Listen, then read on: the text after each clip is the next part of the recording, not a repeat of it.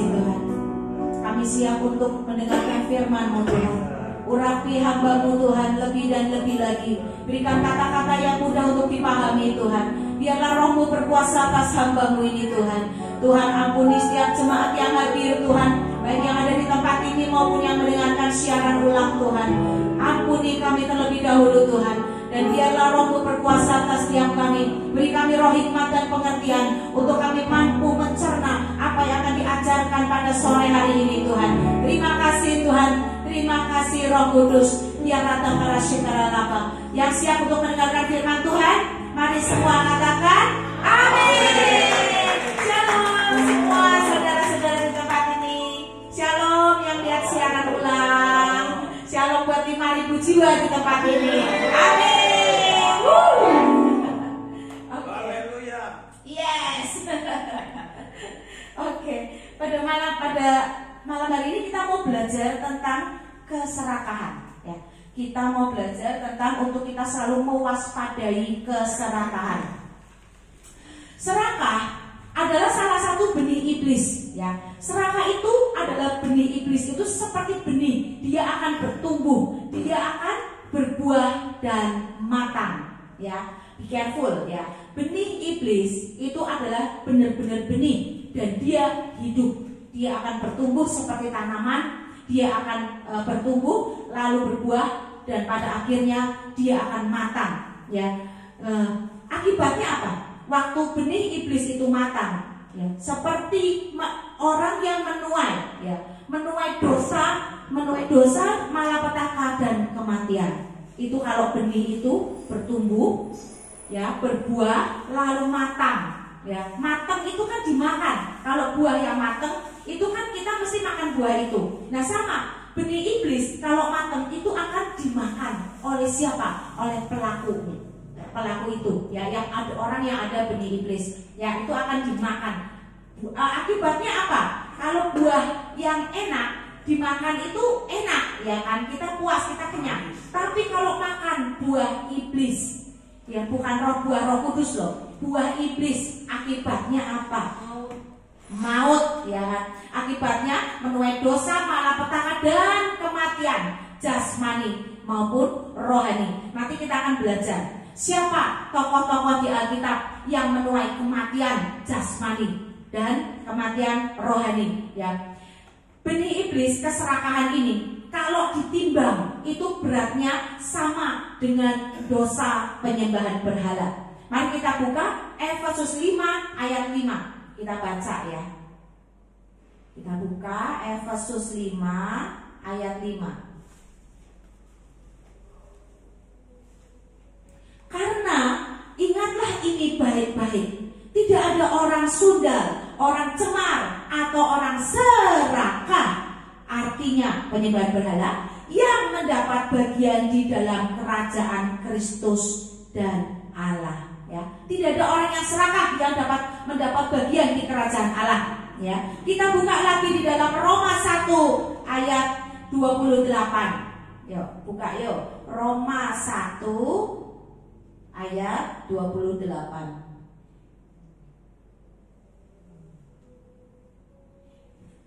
Sudah ketemu ya? Oke, saya bacakan ya. Dan karena mereka tidak merasa perlu untuk mengakui Allah, maka Allah menyerahkan mereka kepada pikiran-pikiran yang terkutuk sehingga mereka melakukan apa yang tidak pantas. Ya, yang ayat 29-nya, yaitu penuh dengan rupa-rupa kelaliman, kejahatan, keserakahan dan kebusukan, penuh dengki, pembunuhan, perselisihan, tipu muslihat dan kefasikan. Di sini disebutkan salah satunya adalah keserakahan. Orang yang serakah itu orang yang tidak mengakui Allah. Orang yang cuma ngomong doang tentang firman, tapi tidak jadi pelaku firman. Orang yang serakah itu adalah tidak mengakui Allah, karena pikirannya dikendalikan oleh yang menyetir di dalam dia. Ya, orang yang serakah, semua yang kita sebutkan di ayat 29 ini, kelaliman, kejahatan, keserakahan dan kebusukan, penuh dengan dengki, pembunuhan, misalnya pembunuhan karakter, perselisihan, tipu muslihat dan kefasikan, itu adalah buahnya iblis. Waktu buah itu matang, yang terjadi adalah kutuk dan murka Tuhan. ya. Di sini jelas dikatakan ya, dia tidak mengakui Allah. Kelihatannya duduk dalam ibadah, tapi kalau pikirannya serakah, hatinya serakah, itu adalah orang yang tidak mengindahkan perintah Tuhan. Tidak mengindahkan perintah Tuhan sama saja dengan tidak mengakui Tuhan, dan dia akan berbuat yang tidak pantas ya dalam beberapa langkah-langkahnya, dalam perbuatannya, perilakunya. Dia akan membunuh karakter seseorang dan sebagainya ya. Nah, itu orang yang serakah adalah orang yang dipakai sebagai pijakan iblis. Dia berada di dalam kubu iblis. Orang yang serakah adalah antek-anteknya iblis ya. Dia termasuk antek-anteknya iblis ya. Sedangkan tujuan iblis itu untuk apa? Siapa yang tahu? Nah, betul, pintar semua. Tujuan iblis adalah membunuh dan membinasakan. Jadi, kalau orang yang melakukan buah-buah iblis ini berarti akan masuk dalam dunia orang mati.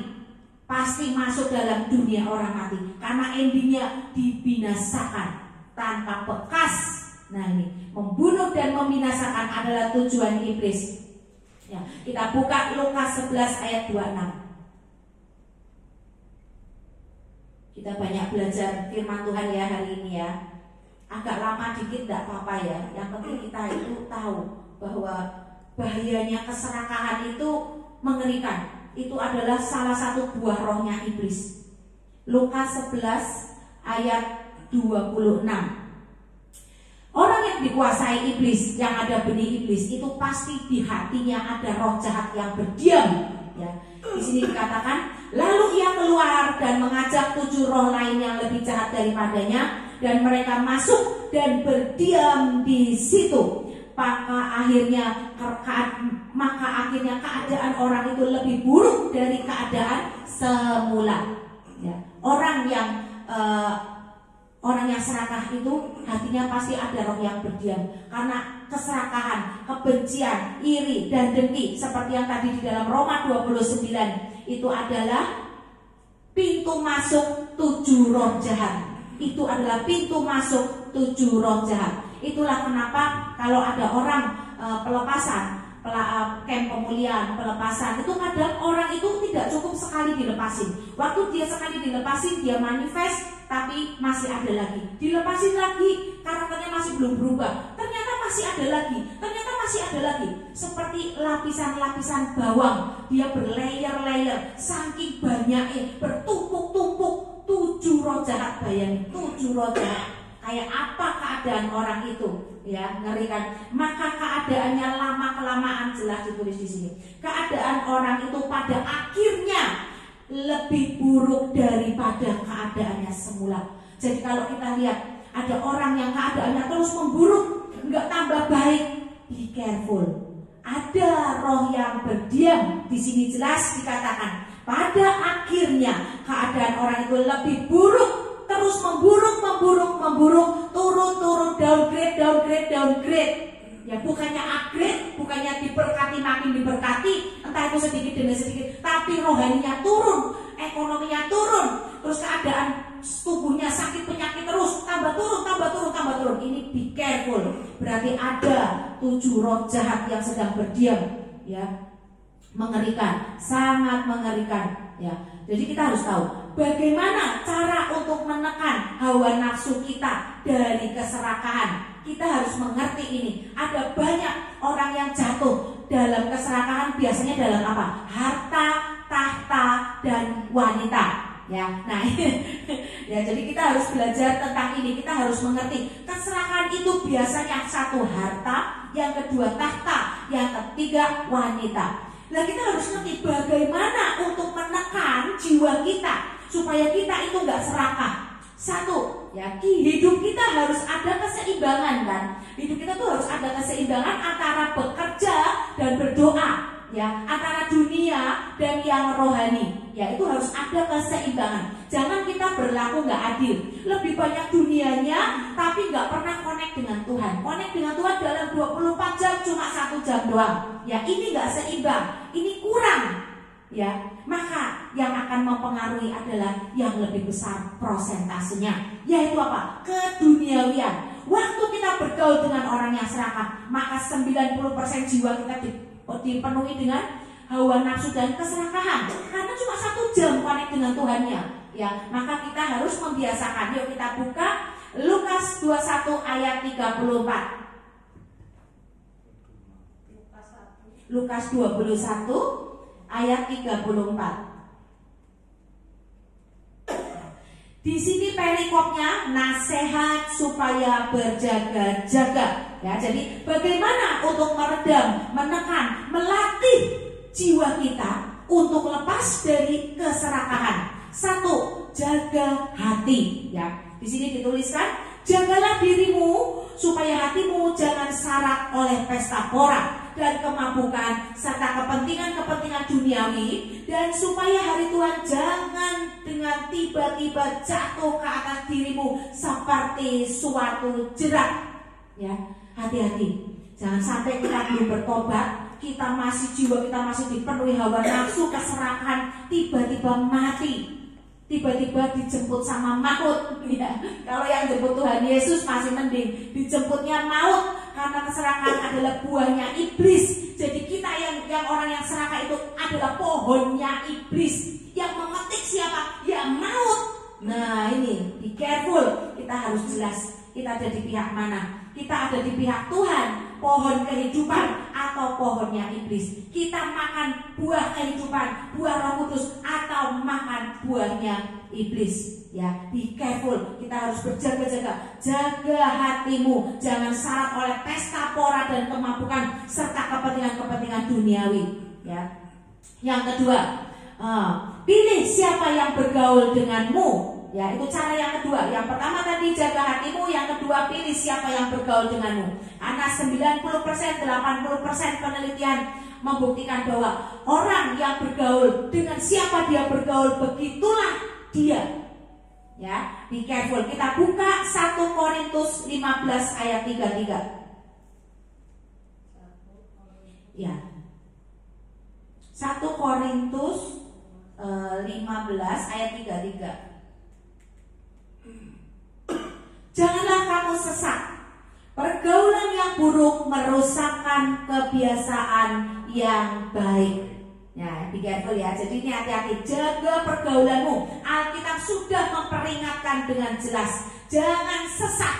Kata-kata jangan sesat ini dalam artinya Tuhan itu gak bisa ditipu dengan alasan karena aku mau penginjilan, karena aku mau dengerin dia curhat, kan aku mau. Nah, be careful, jaga hati ya. Jangan kamu sesat. Tuhan tidak bisa dipermainkan. Dia tahu motivasi hatimu, seberapa kekuatanmu. Kalau kamu kuat, kamu gak akan ke bawah. Tapi kalau engkau gak kuat, engkau akan ke bawah ya. Dengan pergaulan orang-orang yang Tuhan bilang golongan pencemooh ya, orang-orang serakah dan pencemooh ya. Be careful. Yang ketiga, cara untuk menekan, melatih diri dari keserakahan adalah apa? Tekun membiasakan diri untuk berbuat baik, menolong sesama ya. Jangan suka menimbun harta ya. Punya hati yang murah hati, suka memberi, menabur. Nah, ini melatih diri dari kecil. Dibiasakan lihat ada orang nggak punya, orang pengemis, ya udah kita kasih. Apalagi orang kelihatan belum makan, lusuh banget, nggak, itu kita kasih makan atau kita kasih uang. Itu melatih ya kebiasaan untuk menolong ya, jangan menimbun harta ya. Kita buka Matius 6 ayat 19 sampai 20. Matius 6 ayat 19 ya. Hal mengumpulkan harta, perikopnya ya. Saya bacakan ya. Janganlah kamu mengumpulkan harta di bumi. Di bumi ngengat dan karat merusakkannya, dan pencuri membongkar serta mencurinya. Tetapi kumpulkanlah bagimu harta di sorga. Di sorga ngengat dan karat tidak merusakkannya, dan pencuri tidak membongkar serta mencurinya. Nah, di sini saya menangkap kita harus seimbang. Antara mengumpulkan harta dunia dan mengumpulkan harta di sorga harus seimbang. Jangan lupa kita juga harus punya rumah. Kalau kita mati pulangnya kemana? Ya kan? Be careful, jangan sampai mati jadi gelandangan ya kan? kan ngeri banget. Nah itu ya, jadi kita harus mengumpulkan cara mengumpulkan rumah di surga. Kita tahu dalam ibadah-ibadah sudah mengajarkannya. Ya. Yang keberapa tadi? 1, jaga hati, pilih siapa yang bergaul denganmu, tekun ya. Tekun berbuat baik, jangan menimbun harta, suka menabur ya kan. Yang keempat, percaya pada pemeliharaan Tuhan. Ya kita harus percaya. Jangan serakah, Tuhan pasti pelihara. Ya kita bisa buktiin dalam kehidupan sehari-hari. Waktu uang kita cuma tinggal pas-pasan, kita bagi 2, misalnya uangnya cuma tinggal 10.000, yang 2.000 dikasih ke teman yang nggak punya minum, ya, yang berapa ribu lagi untuk meraktir teman yang belum makan, ya. itu luar biasa ya.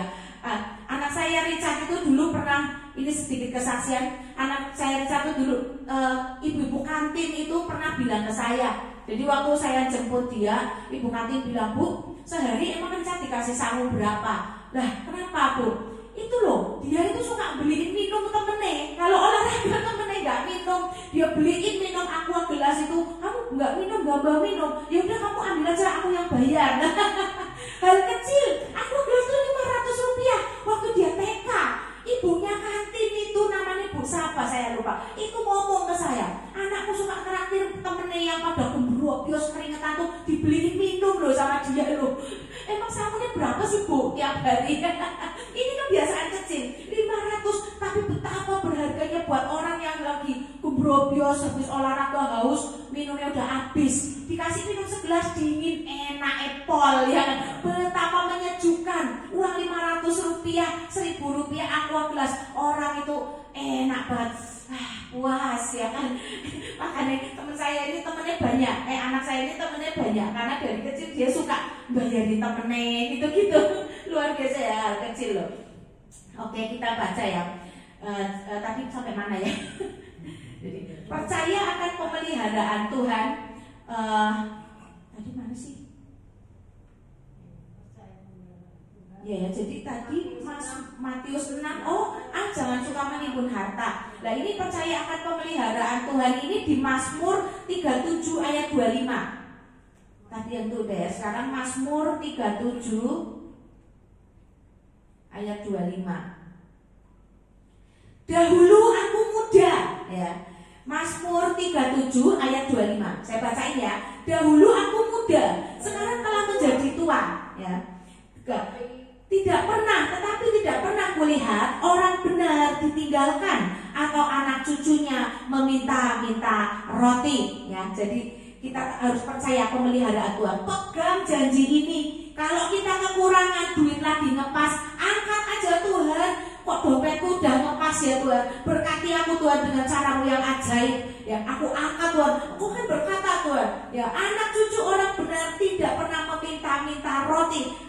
Papa mamaku, nenek kakekku adalah orang-orang benar Tuhan. Berkati aku Tuhan. Nah itu, katakan itu ya. Untuk kita harus melatih iman dengan perkataan untuk percaya bahwa Tuhan memelihara kita. Ya, yang next, yang berikutnya caranya yaitu selalu mengucapkan syukur. Mulut kita harus selalu mengucapkan syukur, bersyukur selalu setiap pagi, setiap malam, lagi nyetir, lagi jalan, lagi naik motor, lagi duduk nonton TikTok, nonton apa, dia bilang 1 jam gitu, bilang bersyukur Tuhan, haleluya Tuhan, aku bersyukur, haleluya. Sebentar lagi bilang Tuhan kok baik Tuhan, sambil jalan aja, sambil nyuci piring, sambil apa, bilang aja Tuhan aku bersyukur Tuhan, haleluya Tuhan, haleluya kok baik. Nah apa sih susahnya ngomong gitu? Ya kan, waktu kita melatih diri untuk bersyukur, roh jahat itu keluar, otomatis akan keluar, akan pergi dari kita. Ada keajaiban di balik ucapan syukur. Ada kekuatan Tuhan, kekuatan Yesus waktu kita mengucap syukur. Ingat, kita harus buktiin. Apa buktinya? Waktu Yesus mau melakukan mukjizat besar, memecahkan 5 roti dan 2 ikan, dia bersyukur dulu pertama, ya kan? Waktu mau perjamuan, itu pun dia bersyukur dulu. Yesus mengucap syukur lalu memecah-mecahkan roti. Jadi kita harus ngerti, ada keajaiban di balik ucapan syukur. Orang yang bersyukur bisa mengucapkan syukur, sering mengucapkan syukur, roh jahat gak akan betah tinggal dalam kita, mesti keluar sendiri, pasti. Soalnya kita terus memuji Tuhan. Nah itu ya. Jadi kadang rojar itu nggak perlu ditengking-tengking, nggak perlu bingung gimana caranya nanti rojar. Ucapin syukur aja, nyembah Tuhan aja.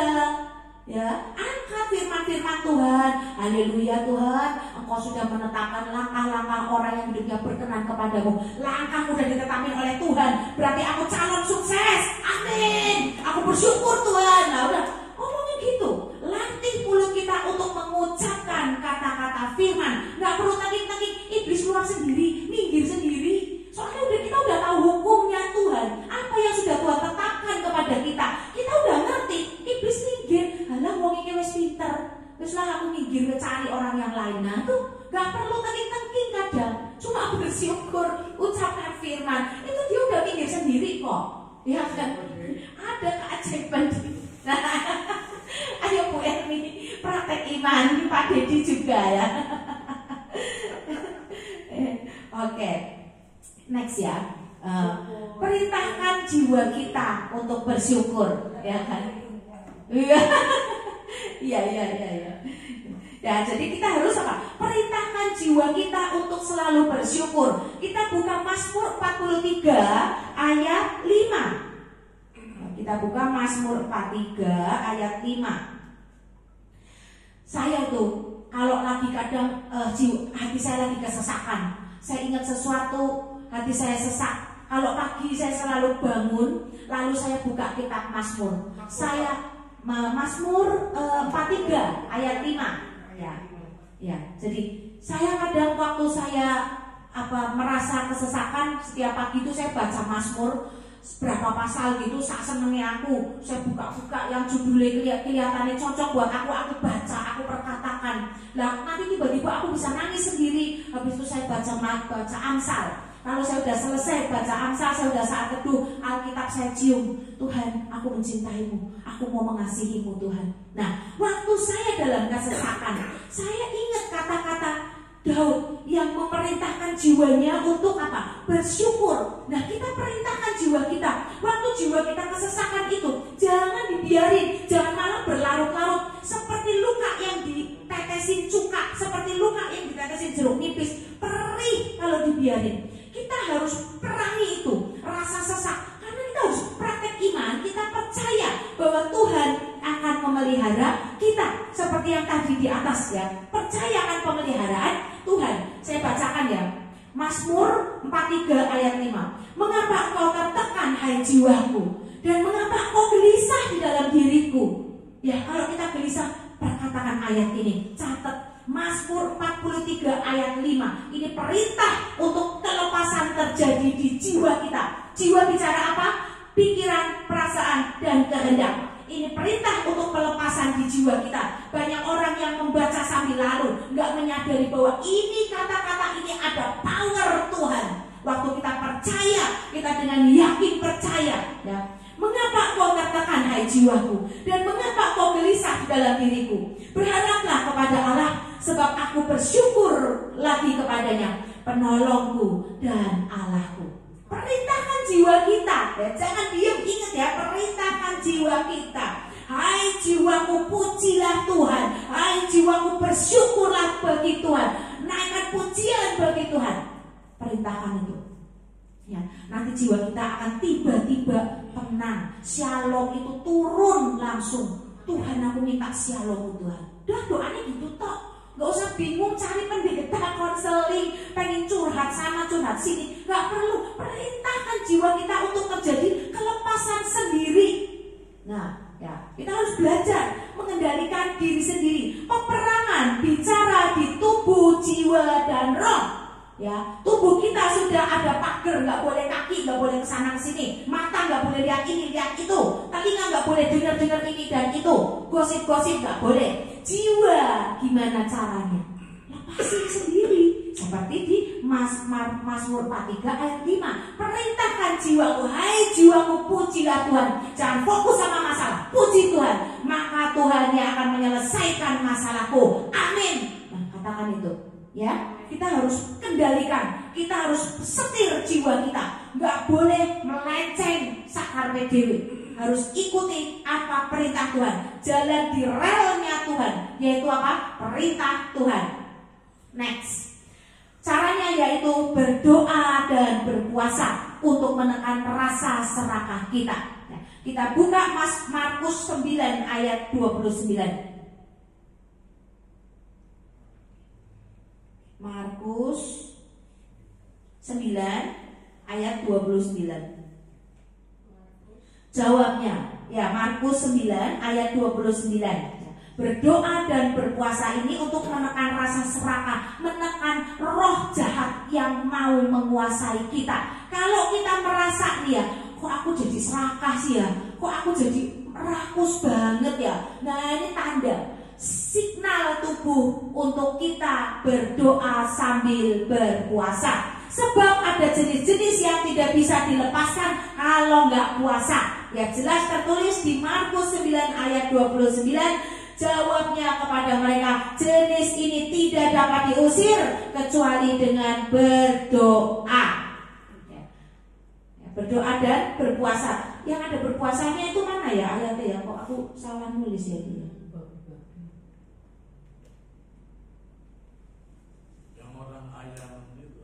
Itu yang jenis ini tidak dapat diusir. Matius 17 ayat 21. Oh ya, saya salah nulis ini. Berarti Matius 17 ayat 21 ya. Hah? Matius ya, ini kok Markus. Matius 17 ayat 21. Nah, ini benar-benar ini yang ini. Jenis ini tidak dapat diusir kecuali dengan berdoa dan berpuasa. Ya, di sini jelas banget ditulis ya. Jadi ada roh-roh yang bisa keluar sendiri. Kita nggak usah usir waktu kita berpuasa, memuji menyembah Tuhan ya. Ini penting banget ya. Ini jadi kita review dikit ya. Jaga hatimu, pilih siapa yang bergaul denganmu, tekun membiasakan diri untuk menabur, tidak menimbun harta, dan percaya kepada pemeliharaan Tuhan. Bersyukur selalu, perintahkan jiwa untuk bersyukur, berdoa dan berpuasa. Ini adalah salah satu cara untuk menekan, melatih diri lepas dari keserakahan. Ya, oke.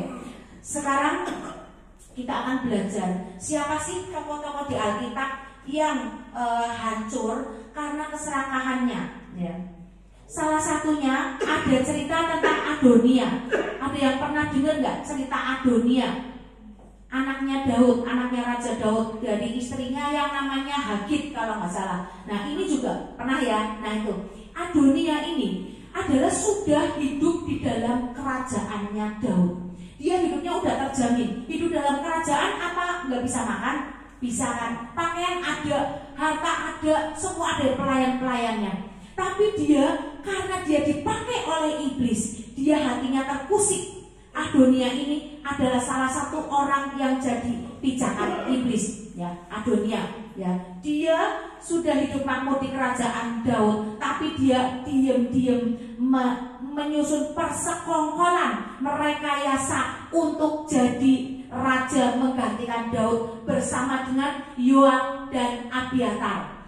Di waktu saat itu Daud sudah tua renta, sudah sakit-sakitan, belum ada yang mengisi tahtanya. Nah, padahal Tuhan itu kan sudah bilang sama Daud juga sama Nabi Nathan bahwa nanti yang akan mendirikan rumah Tuhan adalah Salomo, anakmu yang akan lahir yang bernama Salomo. Itu sudah dinubuatin lama. Daud mau bikin rumah Tuhan aja, Tuhan nggak boleh melarang karena tangannya penuh darah.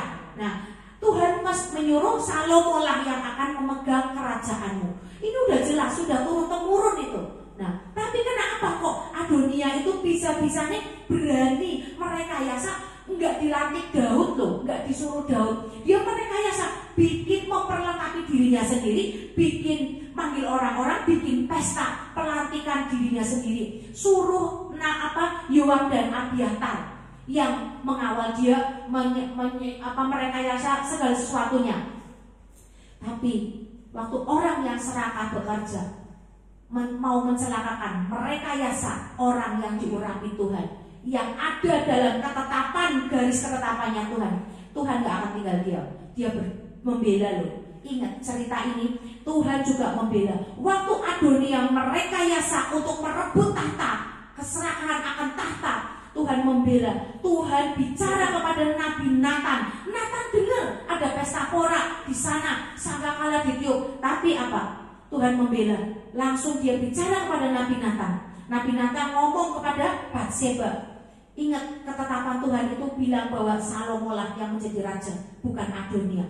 Tiba-tiba Batseba bangkit, berani menghadap Raja Daud, ngomong, ingetin Raja Daud akan ketetapan Tuhan, yaitu yang memegang pemerintahan Daud adalah Salomo. Dan Nathan juga masuk ngomong sama Raja Daud. Raja Daud yang sudah lemah dan dingin badannya tiba-tiba bangkit, semangat, ingat ketetapan Tuhan. Dia langsung panggil Nabi Nathan. Dia langsung panggil Zadok, Nathan dan Benaya untuk mengurapi Salomo di sungai Sungai Gihon di sungai itu, kalau nggak salah diurapi di situ. Terus nabi-nabi ini bawa tabung tanduk minyak urapan, diurapi di depan seluruh rakyat. Di sungai itu disaksikan seluruh rakyat. Terus ditiupin sangkakala. Terus Daud suruh Salomo naik kendaraan bagalnya Raja Daud berdiarak berkeliling kota. Tiba-tiba Adonia ini ketakutan. Waktu ada pesuruh bilang Raja Daud melantik Salomo, dia takut nggak? Dia takut. Dia langsung apa yang dia lakukan?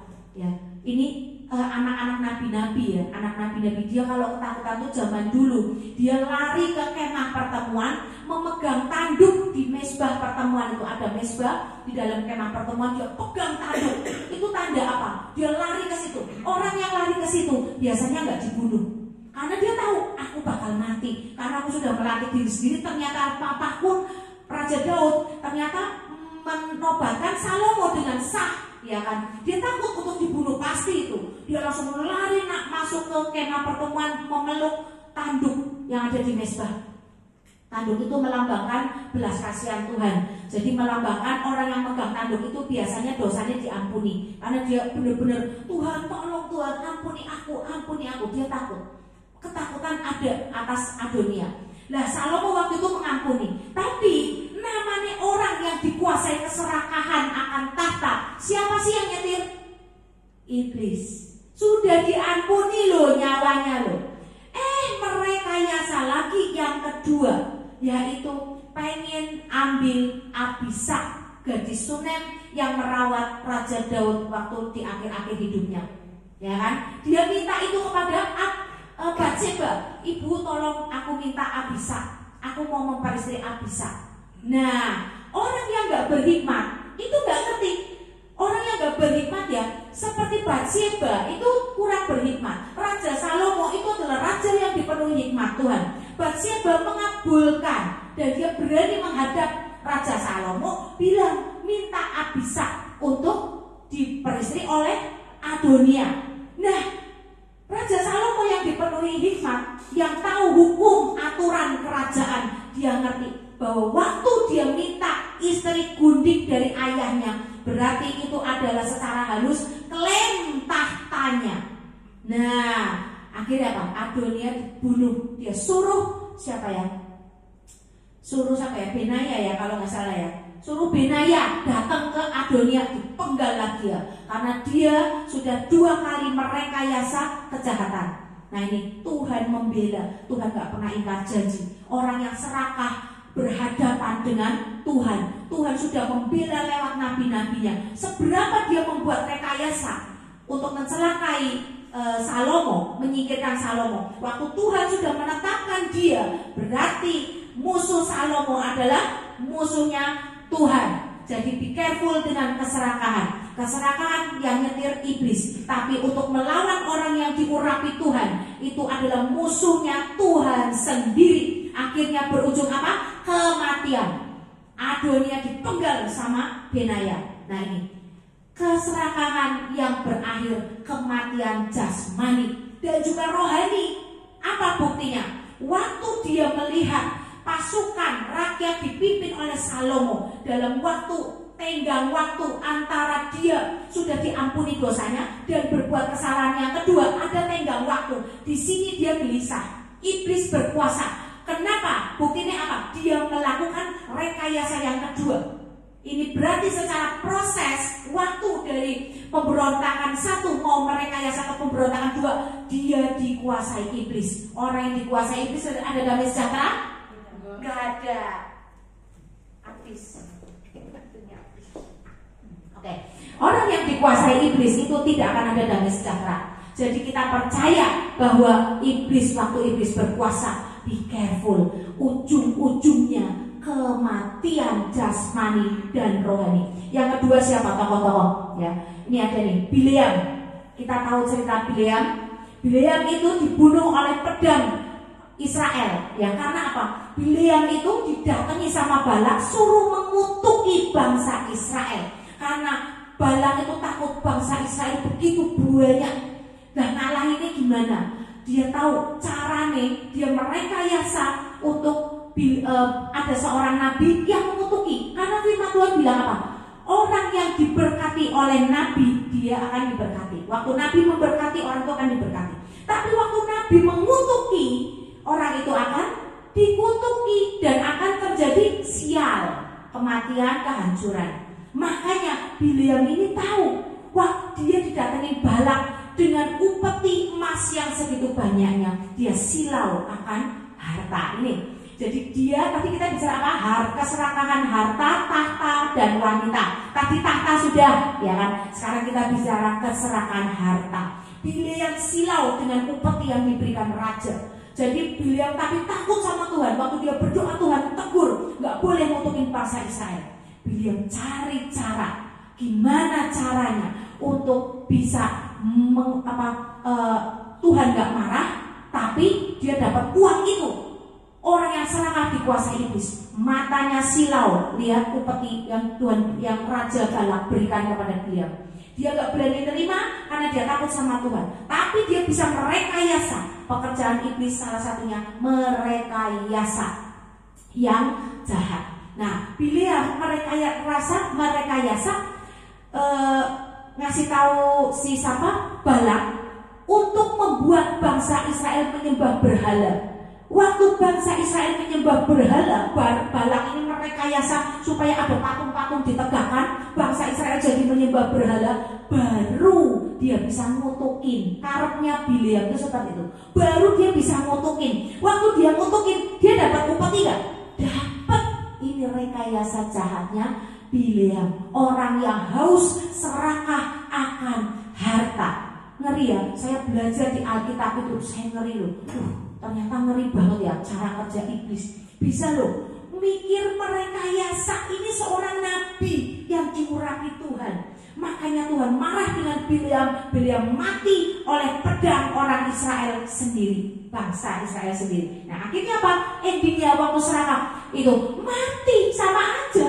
Mati endingnya ya. Ada lagi nih Salomo, dia punya 700 istri, 300 selir. Ya, Salomo serakah tentang wanita ya. Jadi tadi harta udah, tahta udah, ada contohnya. Serakah tentang wanita, kita mau belajar ya. Dia serakah tentang wanita, bukan cuma wanita, tapi dia juga ada serakah tentang politik. Jadi dia berpolitik dengan menikahi banyak wanita-wanita dari kerajaan-kerajaan untuk diajak bekerja sama. Sampai akhirnya gak sadar, bayangin 700 istri, 300 selir. Ya, ini serakah yang amat sangat jelas di dalam Alkitab. Kebablasan ya, bener, kebablasan, ngeri banget kan. Ini keserakahan tentang wanita. Akhirnya apa? Salomo jadi melenceng. Salomo yang sudah disayang Tuhan, diberikan keamanan loh. Luar biasa loh Tuhan. Tuhan itu berikan keamanan kepada Salomo. Ya kan, salah satunya dia akan aman, kaya raya tapi aman, nggak ada bangsa yang nyerang dia. Tapi dia kebablasan seperti kata Bu Erni, serakah dengan wanita. Sampai akhirnya apa? Istrinya jadi segitu banyaknya. Ya, akhirnya dia jatuh ke dalam penyembahan berhala karena menikah dengan wanita yang bukan digariskan oleh Tuhan. dia jatuh terpengaruh dalam penyembahan berhala, ya. Udah gitu, kejatuhan spiritual ini akan berujung kepada kejatuhan kerajaan, ya. Melalui politik dia akan kejatuhan kerajaannya jatuh akhirnya di tangan siapa? Di tangan anak-anaknya. Yerobeam, Rehabeam itu kan ya membuat suku-suku Israel, membuat bangsa Israel marah dengan kepemimpinan Rehabeam dan Yerobeam. Akhirnya kerajaan Salomo terpecah menjadi dua. Firman Tuhan berkata, aku akan merobek kerajaanmu. Di cerita ini Tuhan berfirman seperti itu. Akhirnya kerajaan Salomo terpecah menjadi dua, ya, karena apa? Keserakahan wanita, ya, yang politik tapi melalui wanita, ya, ini terselubung gitu loh, ya. Jadi ini memang pekerjaan iblis itu, makanya Tuhan bicara jangan sesat. Nah ini karena apa? Ada banyak trik dan trik yang dimainkan orang-orang untuk melegalkan perbuatannya, tapi Tuhan berkata jangan sesat. Nah ini Tuhan gak bisa dibohongin, ya. Jadi kita tahu, jadi akhirnya kerajaan dari Israel Utara dan Yehuda Selatan terpecah jadi dua. Ya akhirnya, ya kita tahu ya, belajar dari tokoh-tokoh di Alkitab. Raja Ahab juga nggak kalah serakah, ya kan? Raja Ahab dia udah kaya raya, tapi kebun anggur Nabot aja dia minta sampai merajuk, sampai akhirnya Isabel turun tangan, akhirnya rekayasa untuk membunuh Nabot dilakukan. Ngeri kan? Keserakahan itu seperti ini jahatnya.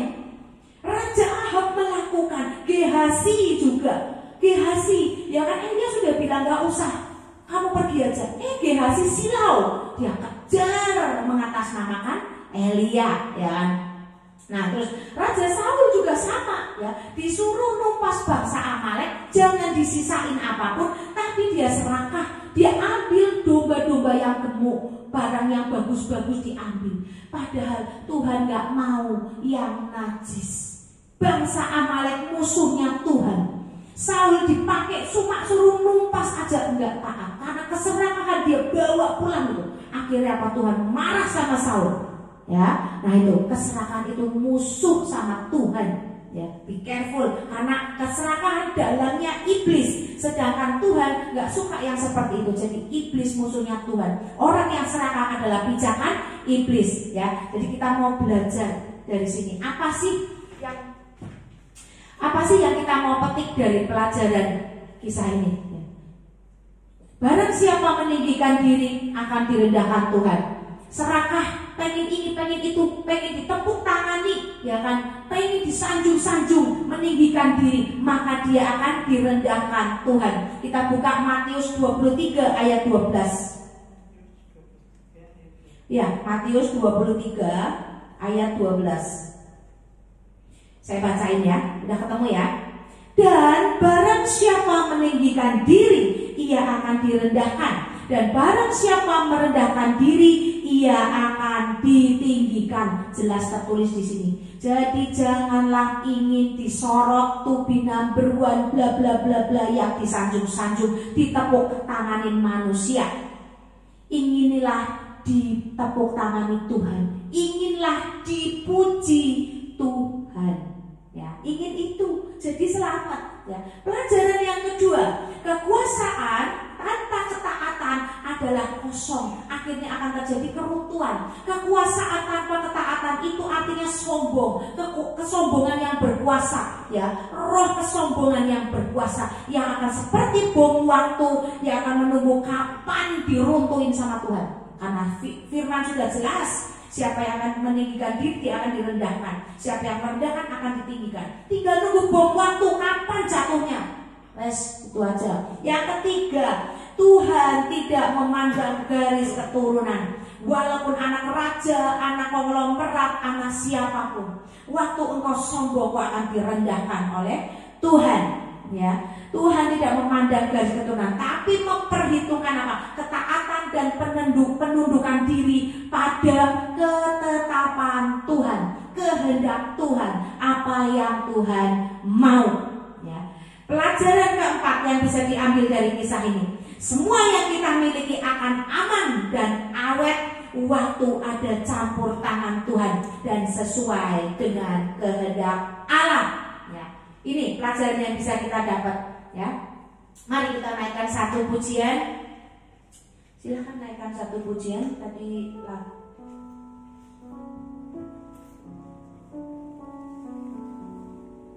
Sungguh ku percaya, sungguh ku percaya. Mari kita siapkan hati untuk kita berdoa. Kita minta untuk Tuhan itu melepaskan kita dari keserakahan, supaya jangan ada satupun dari kita yang binasa oleh karena keserakahan. Kita tahu dari kisah tadi bahwa setiap keserakahan itu ujungnya adalah kematian. Baik itu kematian rohani, baik maupun sampai berujung tragis pada kematian fisik oleh karena pekerjaan iblis yang menunggangi orang-orang yang serakah, antek-antek iblis. Kami percaya masih ada mujizat Tuhan. Kami percaya masih ada mujizat Tuhan.